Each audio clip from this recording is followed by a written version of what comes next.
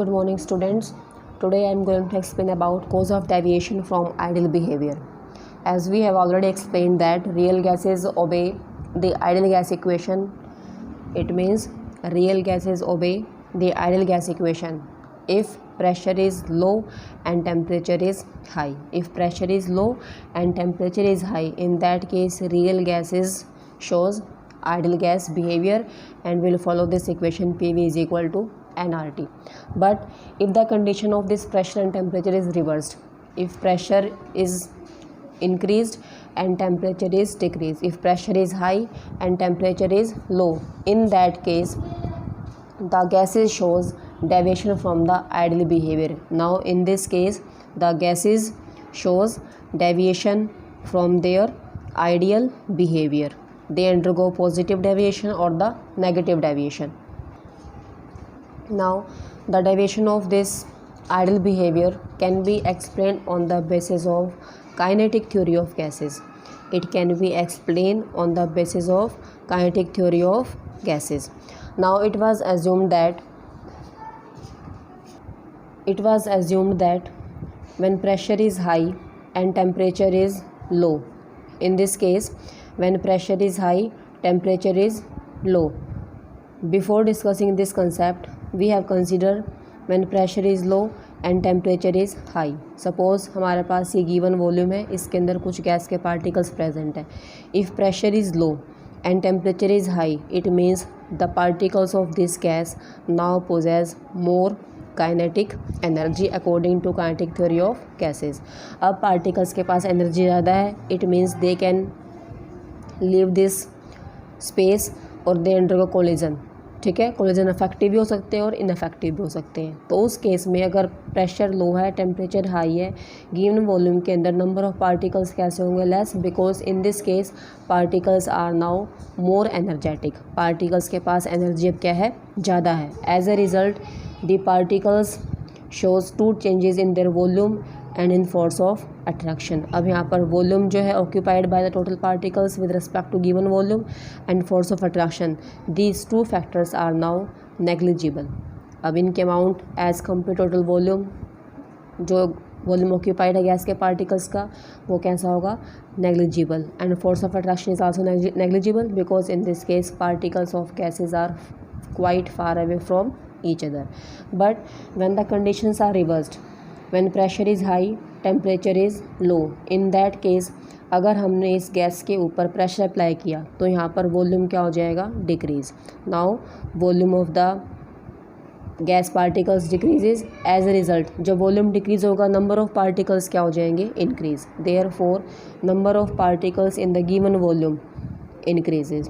Therefore volume occupied particles is now not negligible. अब उस volume को हम यहाँ पर नेगलेक्ट नहीं करेंगे, उसको हम कंसीडर करेंगे. Similarly now the particles come closer, therefore they will also have some force of attraction. Therefore now the particles also possess force of attraction. अब दोनों में से किसी भी फैक्टर को हम यहाँ पर नेगलेक्ट नहीं करेंगे. क्लियर है? Now by considering these two changes, by using the volume and the force of attraction concept, we have a new equation derived that is called as equation for real gases. That is called as equation for real gases, also termed as van der Waal equation. इसका other name क्या होगा? van der Waal equation. Clear? Now how this van der Waal equation can be derived? This van der Waal equation is derived from this ideal gas equation PV is equal to nRT by showing some changes in pressure and some changes in the volume. क्योंकि हमने change यहाँ पर किया, pressure को increase किया तो volume के अंदर चेंज आया. तो जो भी चेंजेस हमारे ऑब्जर्व होंगी वो इन दोनों टर्म्स के अंदर चेंज ऑब्जर्व करेंगे. And that can be explained as, first case हमारे पास आता है इसके अंदर derivation of the van der Waal equation by using this ideal gas equation PV is equal to nRT. तो फर्स्ट केस हम करेंगे इसके अंदर correction of volume. First is the correction of volume. तो वॉल्यूम के अंदर क्या क्या चेंजेस हमें करेक्ट करनी है? सपोज इस केस में हमने देखा है जो गैस वॉल्यूम ऑक्यूपाई करती है वो कितना है? V. V is the volume occupied by the gas in the given space, जो भी हमारे पास गिवन स्पेस में गैस ने वॉल्यूम ऑक्यूपाई किया उसको हमने किससे शो किया है, वी से। But when the molecules are moving in that case the effective volume increases. जब पार्टिकल्स मूव करेंगे इट मीन्स जब इसके ऊपर प्रेशर का इफेक्ट कम होगा तो उस केस में पार्टिकल्स की मूवमेंट ज़्यादा होगी, तो पार्टिकल्स इस वॉल्यूम के अंदर पूरे वॉल्यूम को ऑक्यूपाई करेंगे। जितना स्पेस मिल जाएगा उस पूरे स्पेस को क्या करेंगे, occupy. In that case the total volume with respect to this actual volume becomes 4 times. Suppose ये इसका 4 गुना हो गया, ठीक है। जो वॉल्यूम ऑक्यूपाइड गैस था वो कितना है, वी। पार्टिकल्स मूवमेंट शो करेंगे और कंप्लीट स्पेस को ऑक्यूपाई करेंगे, तो सपोज उस केस में वॉल्यूम कितना टाइम्स इंक्रीज हो चुका है, 4 टाइम्स। देयरफॉर अगर हम इसको बी से एक्सप्लेन करते हैं, जो वॉल्यूम कांस्टेंट अगर हमने इसको किससे शो कर दिया है, बी से, तो जो हमारा नेक्स्ट न्यू वॉल्यूम फॉर्म हुआ है that will equal to 4v, ठीक है। तो कितना हो जाएगा, 4 times of the volume. Therefore this volume is called as excluded volume. इसको हम क्या नाम देंगे, it is called as excluded volume, also called as co volume. Clear. Now in this case the corrected volume और the correction in volume now becomes equal to v minus b. अब जो हमारे पास volume के साथ b की term है वो क्या बन जाएगी, v minus B for 1 mole of the gas. This is for 1 mole of gas. अगर हमारे पास मोल है गैस के n मोल्स तो उस केस में इक्वेशन क्या बन जाएगी, v minus N into B. अब उस वॉल्यूम के अंदर से हमें क्या शो करना है, n इंटू बी। बी का मतलब क्या है, 4v, यानी कि वहाँ पर b के अंदर कुछ ना कुछ चेंजेस आए हैं, ठीक है। तो अब जो ये v है यहाँ पर इस v को रिप्लेस करके हम किससे शो करेंगे, either by v minus b और by v minus N b. Depend कर रहा है कि हम 1 मोल लेके चल रहे हैं या n मोल्स लेके चल रहे हैं। Clear. Next is the correction of pressure. अब हम करेंगे इसके अंदर correction of pressure. Now suppose हमारे पास ये गिवन गैस के मॉलिक्यूल्स प्रेजेंट हैं। सपोज़ हमारे पास ये ए मॉलिक्यूल है और यहाँ पर हमारे पास प्रेजेंट है B molecule. This A molecule is present in the centre of this given space. जो भी हमारे पास वेसल है इस वेसल के सेंटर में प्रेजेंट है। तो जो पार्टिकल्स यहाँ पर मॉलिक्यूल ए के प्रेजेंट है, now they will face equal and opposite force of attraction. Clear है। अब यहाँ पर जो फोर्स होगा, अट्रैक्शन होगी विद रिस्पेक्ट टू प्रेशर, वो सारे पार्टिकल जो हैं हर डायरेक्शन में इक्वली उसको फेस करेंगे। लेकिन अगर कोई दूसरा मॉलिक्यूल है वो इस वॉल की साइड में प्रेजेंट है, suppose this is the molecule B, it is present in the side of wall. अब हम यहाँ पर क्या ऑब्जर्व करेंगे कि जो ये बी मॉलिक्यूल है अब ये कुछ इनवर्ड प्रेशर फील करेगा, क्योंकि यहाँ पर इस तरफ अपोजिट डायरेक्शन में इसके इक्वल अपोजिट फोर्सेस प्रेजेंट नहीं होंगे। तो जो मॉलिक्यूल बी है, now this molecule is pulled backward, ठीक है। अब ये मॉलिक्यूल क्या होगा, बैक मीन्स थोड़ा सा अंदर की तरफ खिंच जाएगा, कि जो ये वाले पार्टिकल्स हैं इनका फोर्स ज़्यादा है, इस तरफ फोर्स है नहीं, तो पार्टिकल जो बी के हैं वो थोड़ा सा किस तरफ आ जाएंगे, they will move towards the inside of the container, यानी कि ये जो प्रेशर फील करेंगे, ठीक है। लेकिन यहाँ पर जो प्रेशर एक्सर्ट होगा वो प्रेशर कैसा हो जाएगा, लेस होगा, ठीक है। Therefore in that case the corrected pressure now is equal to P plus small p, ठीक है। ये हमारे पास ऑलरेडी प्रेशर था, जो करेक्टेड प्रेशर आ गया वो क्या हो गया, P, क्योंकि हमें चेंज करना है अब PV is equal to nRT। V में हम कर चुके हैं V माइनस बी से या फिर V माइनस एन बी से, दोनों में से किसी को यूज़ करेंगे। अब प्रेशर के अंदर हमने क्या कर दिया, P प्लस स्मॉल p को ऐड किया है। Now it was observed here that this correction term P small p is proportional to the square root of density near the wall of the container. यहाँ पर इसकी जो density है इन इतने particles की ज़्यादा है as compare to this side, तो ये क्या होगा, it is not proportional to the square root of density. Therefore as we know density is the ratio of mass by volume और density is inversely proportional to volume. तो इस d की value को हम यहाँ पर किससे रिप्लेस कर देंगे, 1/v से, इस इक्वेशन के अंदर। Therefore, in this case, pressure becomes inversely proportional to 1/v square. ये v square हमने कहाँ से पुट किया, from the density equation. Clear? Now, this is the change in pressure with respect to volume when we have taken 1 mole of a gas. अगर हमने 1 मोल gas लिया है तो हमारे पास ये इक्वेशन आएगी। नेक्स्ट है, now by removing the sign of proportionality, हमारे पास एक कांस्टेंट आएगा, that constant is called as A, this A is the constant of proportionality. अब हमारे पास इक्वेशन क्या आ जाएगी, P is equal to A upon V square. ठीक है, अब हम इसको करते हैं अगर n मोल्स ऑफ गैस के लिए, if the pressure is observed or corrected for n moles of gas, in that case it was observed that this pressure is now proportional to n square divided by v square। ठीक है, हमारे पास value क्या आ जाएगी, n square divide by v square. इस equation से है, ये 1 मोल के लिए था तो यहाँ पर 1 पुट किया, ये है n मोल ऑफ गैस के लिए तो यहाँ पर क्या आ जाएगा, n square divide by v square. ठीक है, क्योंकि हमने डेंसिटी का स्क्वायर ले रखा है। अब इसको फिर से रिप्लेस करेंगे कांस्टेंट ए की हेल्प से, तो अब की बार इक्वेशन क्या आएगी, now P is equal to A into N square divide by we square. This is the correction of pressure with respect to n mole of gas. ये हमारे पास किसके लिए आ जाएगा, n मोल्स ऑफ गैस। ये हमारे पास किसकी वैल्यू आई है, small p की। Now put this value in this equation. Clear, अब ये जो हमारे पास स्मॉल p की वैल्यू है इसको हम यहाँ पर पुट करेंगे तो हमारे पास जो करेक्टेड प्रेशर है, now the corrected pressure becomes equal to, अब हमारे पास वैल्यू आ जाएगी capital P plus small p की वैल्यू क्या है, a N square divide by we square for n mole of gas, या फिर a divide by we square for 1 mole of gas. अब हमारे पास ये प्रेशर आ चुका है और फर्स्ट टर्म से हम यहाँ पर क्या निकाल चुके हैं, वॉल्यूम। अब P को रिप्लेस करेंगे इस टर्म से और V को रिप्लेस करेंगे इस टर्म से, तो हमारे पास जो इक्वेशन आएगी that is called as van der Waal equation. ठीक है, इसको हम शो करेंगे now P plus A upon V square into V minus B is equal to are T. This is the van der Waal equation, ये scientist के name पे है, one der Waal equation for 1 mole of a gas. अगर हम करते हैं इसको n mole of के लिए तो P plus A N square divide by we square into V minus N B is equal to क्या आ जाएगा, N R T. This is the van der Waal equation for n mole of a gas. Clear, अब ये P था, ये V था और ये क्या है, एन आर टी। तो सिंपली इसके अंदर चेंज किया इस फैक्टर से और वॉल्यूम के अंदर चेंज किया इस फैक्टर से। क्लियर, अब हमारे पास यहाँ पर कुछ कांस्टेंट आए थे that is called as A and B. These A and B are called as van der वाल constant. Here A and B these are called as van der वाल कांस्टेंट। और ये किसको रिप्रेजेंट करेंगे, जो ए वन डर वाल constant है this is meant for the particles which shows force of attraction.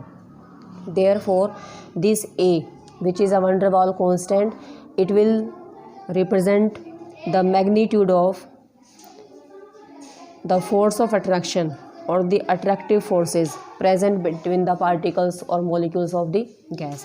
जो गैस के मोलिक्यूल्स के अंदर अट्रैक्टिव फोर्स है उसको हमने किससे शो कर दिया, ए से, क्योंकि अट्रैक्शन पार्टिकल्स कब करेंगे, जब हम प्रेशर के अंदर चेंज करेंगे। व्हेन प्रेशर इज़ हाई तो पार्टिकल्स जो क्लोजली आ जाएंगे, फोर्स ऑफ अट्रैक्शन शो करेंगे।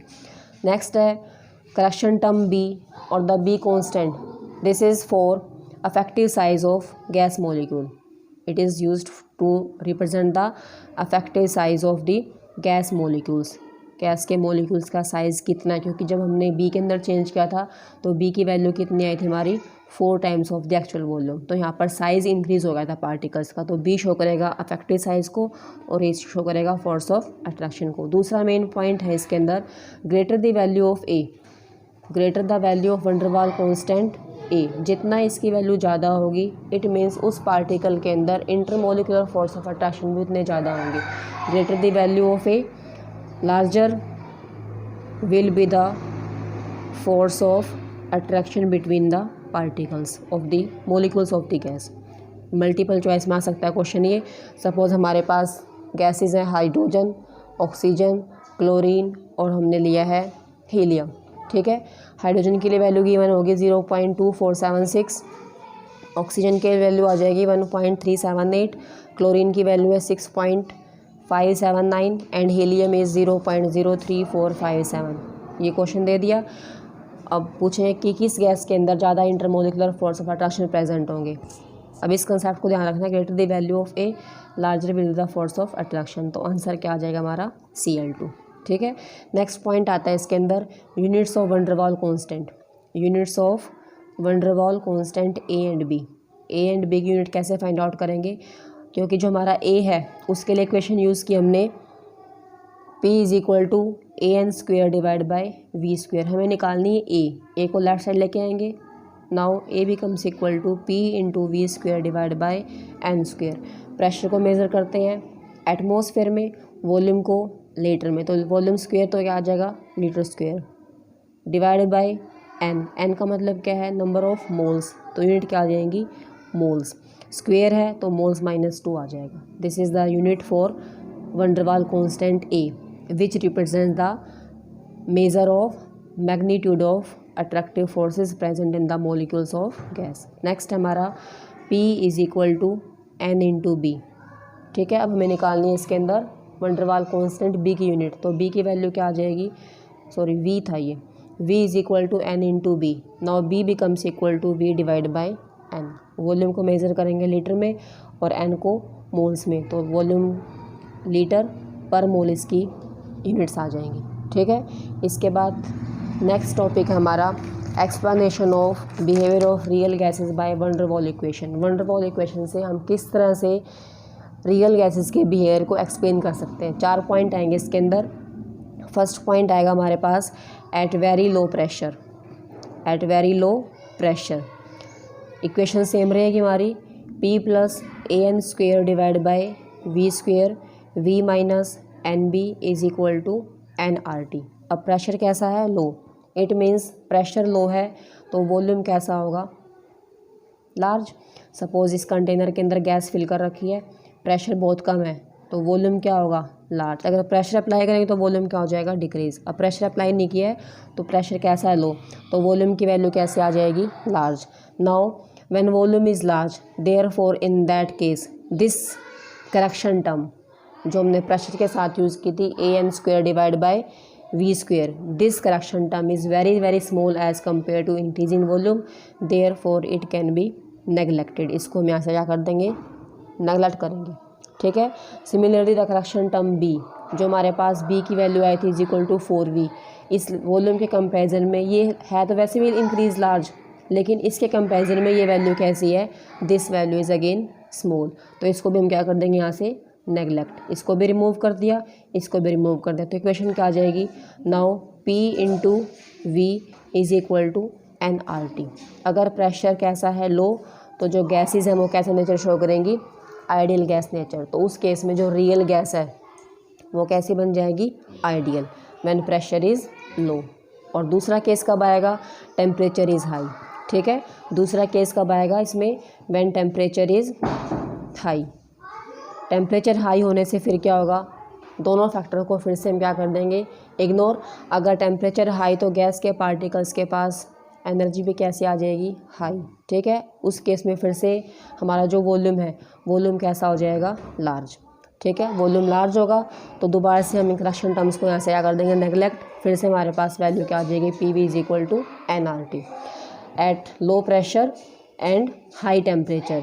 तो गैसेस का नेचर यहाँ पर कैसा आ जाएगा आइडियल।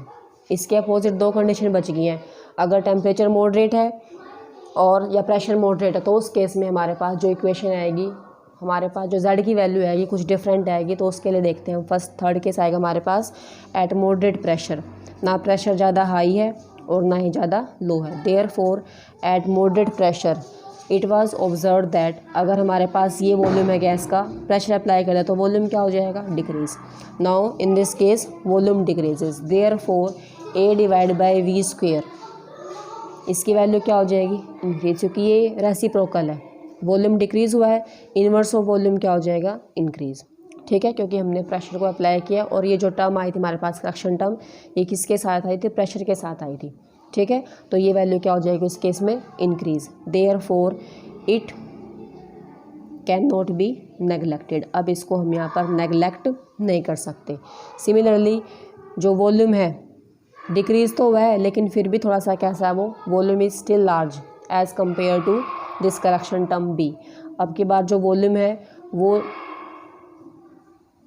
ज़्यादा डिक्रीज नहीं हुआ है, वॉल्यूम अभी भी कैसा है नेगलेक्ट कर नहीं सकते इसको। तो वॉल्यूम कैसा है यहाँ पर, लार्ज है, लेकिन जो बी है उससे कंपैरिजन में लार्ज है, तो हम यहाँ से बी को क्या कर देंगे, neglect. Volume is large in comparison to B, therefore this B is very small as compare to this volume, therefore B is neglected.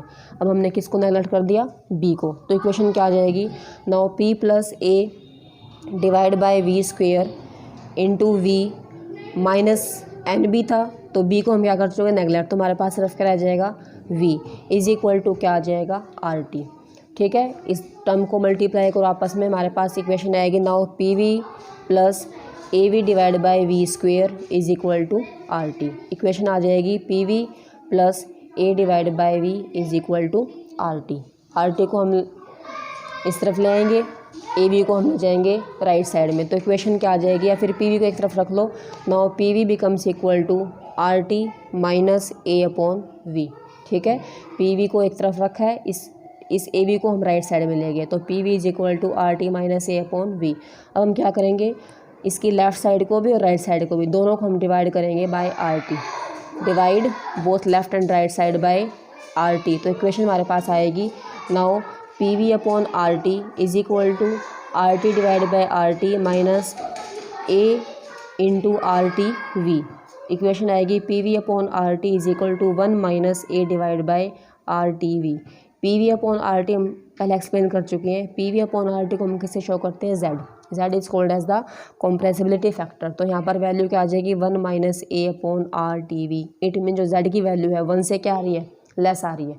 ठीक है, now in this case the compressibility factor Z is less than 1। इसका मतलब इस case में जो हमारा pressure है वो क्या होगा, इंक्रीज़ होगा कॉन्स्टेंट टेम्परेचर पे।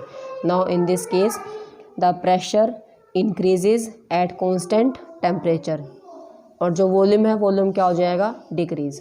ठीक है, तो हमारे पास जो ग्राफ आएगा इस केस में स्टार्टिंग में थोड़ा सा इसके अंदर डिप आएगा, उसके बाद फ्री वैल्यू क्या हो जाएंगी, इंक्रीज़। ठीक है, तो ये हमारा था when the pressure is moderate. Moderate pressure पे गैसेस का नेचर कैसा आ जाएगा, real, and they will follow the van der Waal equation. Next हमारा at high pressure, when pressure is high, वहाँ पर भी कुछ सेम इसी टाइप से चेंजेस आएंगे। When pressure is high, in that case जब प्रेशर ज़्यादा है तो वॉल्यूम क्या हो जाएगा, वॉल्यूम डिक्रीजेस, क्योंकि इसके ऊपर हमने प्रेशर अप्लाई कर दिया। अब वॉल्यूम क्या हो चुका है, बिल्कुल डिक्रीज़ हो चुका है। Now volume is very very small. ठीक है, लेकिन जो बी है, नाउ बी स्मॉल था पहले भी, अब वी भी क्या हो चुका है, small. Therefore this B now can not be neglected. अब इस बी को हम यहाँ पर नेगलेक्ट नहीं कर सकते इन कंपैरिजन टू वी, क्योंकि दोनों की वैल्यू स्मॉल है, ज़्यादा डिफरेंस नहीं। अगर एक लार्ज है एक स्मॉल है तो स्मॉल वाले को हम हटा देते हैं। ठीक है, नेक्स्ट पॉइंट आएगा therefore the factor A upon V square. अब ये क्या हो जाएगा, लार्ज। ठीक है, वॉल्यूम कम है तो ये इसका इन्वर्स रेसिप्रोकल है, तो इसकी वैल्यू क्या हो जाएगी, लार्ज। जैसे हमने यहाँ पर किया था, जब हमारा वॉल्यूम डिक्रीज़ हुआ था तो रेसिप्रोकल ऑफ वी स्क्वायर क्या हो गया था, इंक्रीज़। अब हमारा वॉल्यूम क्या हो चुका है, डिक्रीज़, तो ए अपॉन वी स्क्वायर क्या हो जाएगा, लार्ज। ठीक है, अब प्रेशर कैसा है हमारा, now pressure is high, therefore this pressure is high, और जो इंक्रीज़ है इससे कंपैरिजन में ये इंक्रीज़ कैसा है, स्मॉल। तो इसको हम क्या कर देंगे, यहाँ पर नेगलेक्ट कर देंगे। Therefore in this case this a upon V correction term is now neglected. तो इक्वेशन क्या आएगी हमारे पास, P plus A upon V square V minus B is equal to are T. ये पुट करते हैं, इसको क्या कर चुके हैं हम, नेगलेक्ट कर चुके हैं। तो इक्वेशन क्या आएगी, मल्टीप्लाई करेंगे इसको, now P V minus P B is equal to are T. अब इस पी वी को हम लेके जाएंगे right side, now P V is equal to are T plus P B.